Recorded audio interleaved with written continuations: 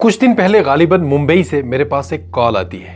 ایک 60 سال کی بوڑھی اماں کی آواز سنائی دیتی ہے. مشکل سے 3 یا 4 منٹ اس کال کا دورانیہ ہوتا ہے، مگر اس بزرگ ماں نے کچھ ایسا کہا کہ آج لگ بھگ 5 یا 6 دن ہو گئے ہیں مجھے وہ آواز نہ تو سونے دیتی ہے اور نہ ہی چین کی سانس لینے دیتی ہے. میں وہ کال ریکارڈ نہ کر سکا، ورنہ آپ اس ویڈیو میں خود سب باتیں سن لیتے. اس بوڑھی اماں نے کہیں ہمارے وظائف دیکھ کر کال کی ہوگی. ڈرے اور سہمے ہوئے انداز اور جھجکتی ہوئی آواز میں اس نے کہا، میں گھر میں اکیلی ہوتی ہوں، میرے ہسبینڈ وفات پا گئے. اس پر میں نے پوچھا کہ آپ کی کوئی اولاد تو ہوگی. جیسے ہی میرا یہ کہنا تھا، ادھر بوڑھی اماں کے صبر کا باندھ ٹوٹتا ہے اور وہ زاروں کتار رونے لگتی ہے. میں نے پوچھا، اماں کیا ماجرا ہے؟ تب اس نے خود کو سنبھالتے ہوئے بتایا، میرا ایک بیٹا ہے جس نے اب شادی کر لی ہے اور وہ اپنی بیوی کے ساتھ تقریباً 1 کروڑ کے مکان میں رہتا ہے. میں جب بھی اسے اپنے پاس بلاتی ہوں تو میرے ساتھ ایسی حرکت کرتا ہے کہ شاید کوئی سوچ بھی نہیں سکتا. ہر 2 دن میں وہ مجھے گالی گلوچ کرتا ہے اور مجھے مارنے آتا ہے، اور صرف اسی پر بس نہیں کرتا بلکہ مجھے نیچے لٹا کر میری گردن پر چڑھتا ہے اور پھر اپنی بیلٹ سے مجھے مارتا ہے. میں کسی طرح سے اس کی یہاں تک کی گفتگو سن رہا تھا، مگر میرا خود کا صبر ٹوٹ چکا تھا. میری آنکھیں بھی اشک بار تھی. لیکن اس سے اگلی بات جو اس بوڑھی اماں نے کہی،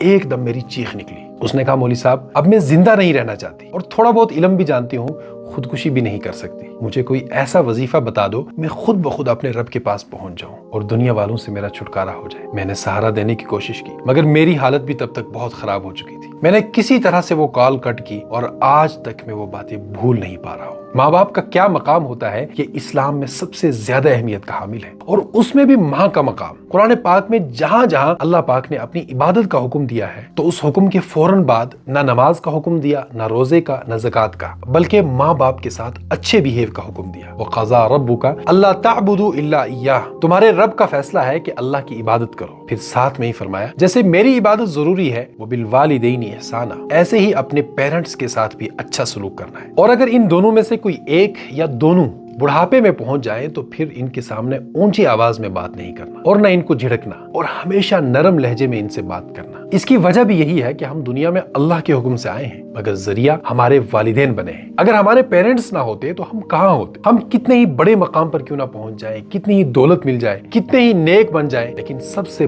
بڑا حق ہم پر دنیا میں ماں باپ کا ہے. اور یہ ایسا رشتہ ہے جس میں نہ کوئی لالچ ہے، نہ ہی کوئی حسد ہے. بیٹا کتنی ہی ترقی کیوں نہ کر لے، بڑے سے بڑا مقام کیوں نہ حاصل کر لے، مگر ماں باپ کبھی بھی حسد نہیں کریں گے بلکہ ہمیشہ خوش ہوتے رہیں گے. نبی کریم صلی اللہ علیہ وسلم نے تو یہاں تک فرمایا، اللہ تعالیٰ تم سے تب ہی راضی ہوگا جب تمہارا باپ تم سے راضی ہوگا، اور اگر تمہارے پیرنٹس تم سے ناراض ہیں تو سمجھ جاؤ اللہ بھی تم سے آٹومیٹکلی ناراض ہے. انسان دنیا میں جب بھی کوئی گناہ کرتا ہے اس کی سزا اسے آخرت میں ملے گی، لیکن یہ ایک ایسا گناہ ہے ماں باپ کی نافرمانی، اس کی سزا اسے دنیا میں مل کر رہے گی. اور سب سے بڑی سزا تو یہ ہے کہ اگر کوئی شخص اپنے پیرنٹس کے ساتھ برا سلوک کرتا ہے تو آگے اس کی اولاد بھی اس کے ساتھ ویسے ہی بیہیو کرے گی. اللہ کے نبی صلی اللہ علیہ وسلم کے زمانے میں ایک شخص کا انتقال ہوا، ان سے کلمہ نہیں پڑھا جا رہا تھا. کچھ لوگ نبی کریم علیہ السلام کی خدمت میں حاضر ہوئے اور عرض کیا، فلاں شخص کی نزع کی حالت ہے لیکن زبان سے کلمہ نہیں نکل رہا ہے. اس پر آپ علیہ السلام نے پوچھا، وہ نماز پڑھتا تھا؟ سب نے کہا نماز بھی پڑھتا ہے، روزے دار بھی ہے. آپ علیہ السلام اس شخص کے پاس گئے اور معلوم کیا کہ ان کی والدہ زندہ ہیں. بتایا گیا کہ زندہ ہیں. آپ نے والدہ سے پوچھا کہ آپ کا بیٹا کلمہ کیوں نہیں پڑھ رہا ہے؟ ماں نے کہا کہ یہ بہت نیک تھا، یہ نماز بھی پڑھتا تھا، تہجد گزار بھی تھا، روزے دار بھی تھا، مگر میرے ساتھ بدتمیزی سے پیش آتا تھا. آپ نے فرمایا اس کو معاف کر دو، اس کا آخری وقت ہے، تیرے معاف کرنے کی وجہ سے اس کی زبان سے کلمہ ادا ہو جائے گا. ماں کا دل چونکہ ٹوٹا ہوا تھا، اس نے معاف کرنے سے انکار کیا.